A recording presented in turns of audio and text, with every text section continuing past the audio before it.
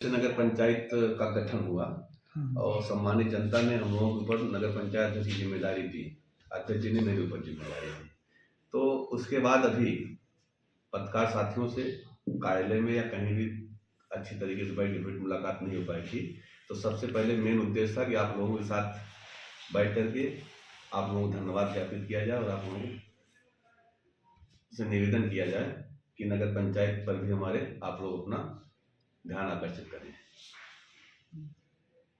और वर्तमान में लग रहे आरोपों के बारे में आपका क्या कहना है? आरोप लगाने वाले आरोप लगाते रहेंगे, ऐसा कोई आरोप लगाने का तो है नहीं कि जो लोग आरोप लगा रहे हैं आरोप सब बेबुनियाद है, उसमें कहीं कोई दम नहीं है। अभी हाल फिलहाल में धरना प्रदर्शन जैसी बातें आई थी, क्या कहेंगे उस पर आप? अब धरना प्रदर्शन करने वाले लोग किन मुद्दों पर धरना करना चाह रहे थे, उनकी क्या मानसिकता थी, उसको वो जाने। इस बारे में सिर्फ इतना कहना चाहूंगा कि जब से नगर पंचायत का गठन हुआ, कुछ लोग बिना चुनाव हुए ही अपने को चेयरमैन मान बैठे थे। हमारी नगर पंचायत की सम्मानित जनता ने उनको एकदम सिरे से नकार दिया। हम लोगों पर अपने विश्वास को रखा, हम लोग अपना आशीर्वाद दिया। लोगों को अपनी नींव दरकती दिख रही है, तो सिर्फ बने रहने के लिए, अपने को स्थापित करने के लिए अनगर प्राप्त करना है, बाकी कोई बात नहीं। एक हीरागंज में जो है नगर पंचायत द्वारा चारों तरफ नाला बनाया जा रहा है, उसकी जल निकासी के लिए क्या व्यवस्था होगी? नाला तो बन जाएगा लेकिन पानी कहाँ जाएगा अगर घरों से जो निकलेगा? जहाँ तक चूंकि हीरागंज चौराहे को मैं बचपन से देखता चला रहा हूँ, एक दिन बरसात होने के बाद कम से कम 5 दिन वहाँ पानी भरा रहा करता था।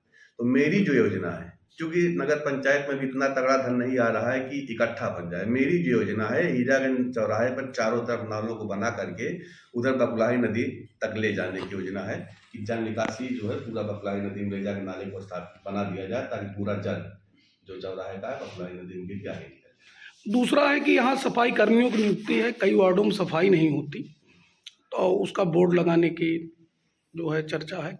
नहीं, सफाई कर्मियों की नियुक्ति है। और आप लोगों ने देखा भी होगा, जब से नगर पंचायत रन करना शुरू की है, सफाई कर्मियों की नियुक्ति हुई है।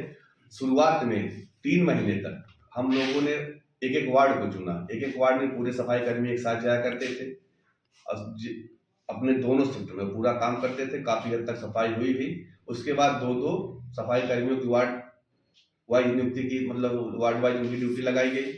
उसके बाद उसमें देखा गया कुछ दिक्कतें आ रही हैं, तो उसको फिर बदल करके, जैसा कि नगर पंचायत के प्रशासन द्वारा निर्णय लिया गया, सफाई करीब हर वार्डों में रोज हो रही है। अभी तक थोड़ा दिक्कत हुआ करती थी, परमानेंट हमारे पास ईओ भी आ गए हैं।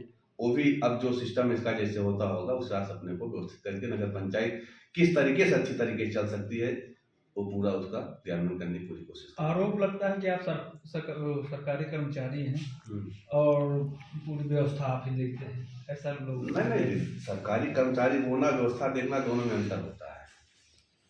मेरे ऊपर जो जिम्मेदारी दी गई उसका मैं अच्छे से निर्वहन करने की कोशिश करता हूँ, निर्वहन कर रहा हूँ। एक चीज और है कि यहाँ 4 पंचायत भवन है, 4 ग्राम सभा जो सम्मिलित हुई और पूर्ण है, तो ये शिकायत की गई है कि उसके बावजूद निजी भवन लिया गया किराए पे। नहीं, उसके लिए मैं बताना चाहता हूँ, जिन लोगों के अंडर में पंचायत भवन है या शौचालय है, सबको इतना मोह हो गया, कोई उसको सरेंडर नहीं करना चाह रहा है। उसकी तरफ से हमारी जिस दिन मेरी पहली बोर्ड की बैठक हुई थी, उसी दिन से डीएम साहब को पत्राचार किया जा रहा है।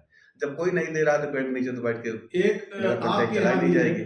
डीएम साहब विधिवत बोर्ड के आदेश पर बोर्ड ने निर्णय लिया और डीएम साहब के आदेश पे जब तक अस्थायी कार्यालय नहीं बन जा रहा है, अस्थायी कार्यालय संचालित करने के लिए किराए पे। एक चीज और प्रश्न है कि जहां नगर पंचायत कार्यालय का दिया गया भवन, वहां तो न जाने का रास्ता है और जमीन भी कब्जे में है वहां, तो कैसे क्रियान्वयन होगा? क्या इस पे और नहीं होगा? देखिए भाई, इस चीज को तो चूंकि पहले ही प्रशासन द्वारा भूमि निश्चित की जा चुकी थी, अभी तक जमीन चिन्हित होने में परेशानी आ रही थी। मैंने प्रयास किया, काफी भाग दौड़ करने के बाद, काफी लिखा पढ़ने के बाद तब जमीन चिन्हित हो पाई। जमीन चिन्हित हो पाई, उसके बाद भी आप लोगों ने देखा होगा भूमि पूजन उसका माननीय सांसद जी के नेतृत्व में विधिवत कराया गया, उस पर कार्य भी प्रारंभ हो गया। रास्ता आने जाने दिखाया जाए, उसे बनाया जाए, कहेंगे तो जब जमीन चिन्हित हो गई तो सब क्रियान्वयन किया जाए। अगल बगल जमीन वहाँ जो है लोगों के कब्जे में अवैध है, अवैध कब्जे में थी, प्रशासन ने कहा प्रशासन खाली। और नगर पंचायत में कई जगह जमीनें थी जो सड़क किनारे हैं, लेकिन वहाँ दे दिया गया, वो असुविधाजनक है। बिल्कुल असुविधाजनक है। मेरे भी जब संज्ञान में आया वहाँ भी असुविधाजनक है, लेकिन चूंकि प्रस्ताव पास होकर पूर्व में जा चुका था, और मेरा कार्यकाल आने के पहले उसका टेंडर भी सामुदायिक शौचालय और महिला शौचालय का पैसा आया था 50%, उसका टेंडर हो चुका है। अंत्येष्टि स्थल मैंने एक पास करवाया, उसकी भी जमीन की चिन्हीकरण हो गया, उसका भी टेंडर हो गया, काम लगने वाला है। कहाँ पर?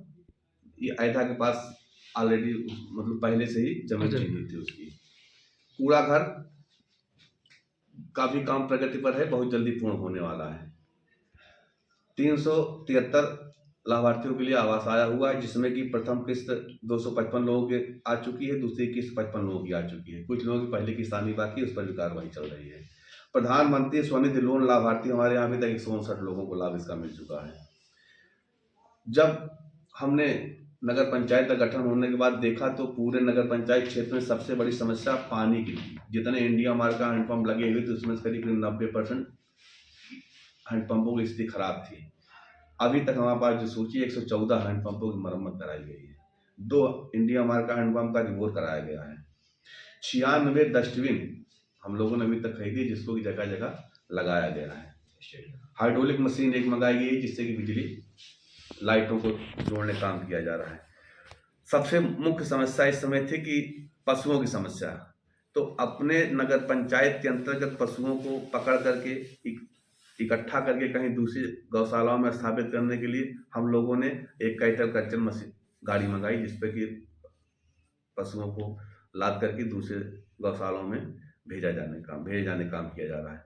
फॉगिंग मशीन के लिए फॉगिंग मशीन मंगाई गई है, डबल फॉगिंग बैरल की और एक सिंगल बैरल की। जब बरसात के समय मच्छरों का प्रकोप होता है उसमें फॉगिंग कराई जाने के लिए। बाकी इंटरलॉकिंग का काम तो 16 रास्तों का निर्माण कार्य पूर्ण हो चुका है और 16 रास्ते अभी निर्माणाधीन है, जिस पे कार्य चल रहा है। तथा डूडा के अंतर्गत 23 इंटरलॉकिंग काम हमारे फाइनल हो चुके हैं, जिनका टेंडर होना अवशेष, अभी टेंडर बहुत जल्द हो जाएगा। उसके अलावा अभी 25 पेंडिंग में है, जो कि अभी शासन से जिनकी स्वीकृति होनी है, यहाँ से प्रस्ताव बन के शासन को जा चुका है। गौशाला के लिए भी हम प्रयासरत हैं, करीब शासन में प्रक्रिया चल रही है। भगवान चाहेंगे तो आने वाले 15-20 दिनों में कान्हा गौशाला हमारे यहाँ फाइनल हो जाएगा, उसकी भी जमीन चिन्हित हो चुकी है। नवयुवकों के वसूली हो रही है, उसमें कहीं कोई वसूली नहीं हो रही है। कोई सिद्ध कर दे कि मेरे द्वारा कहीं कोई पैसा लिया जा रहा है, कोई वसूली कराई जा रही है। कोई अपना व्यक्तिगत लोग कुछ भी करें, उससे हमारा कोई मतलब नहीं है। मेरी जहाँ तक जानकारी है, मेरे संज्ञान में ऐसे कोई बात नहीं। प्रस्ताव के रूप में पता चल रहा है कि सरकारी कर्मचारी होने के नाते उसमें कोई मुकदमा किया गया है, ऐसा कुछ? मुकदमा किए गए हैं लोग, मुकदमा किया। मेरा जहाँ तक मानना है, प्रस्ताव के लिए सिर्फ एक ही नियम है कि जिस वार्ड का अगर आप सभासद का चुनाव लड़ रहे हैं तो उस वार्ड के निवासी होना चाहिए, अगर आप नगर पंचायत अध्यक्ष का चुनाव लड़ रहे हैं तो उस नगर पंचायत का निवासी होना चाहिए। और प्रत्याशी चाहे जो हो, फार्म जो उसके साथ नियमावली मिलता है उसके आधार पर अपना फार्म भरता है। नियमावली में जो निर्देश दिए गए उसी क्रम में फार्म भरा गया। नगर पंचायत में खुले नंगे तार बहुत जो है कि एक मकड़ जाल बन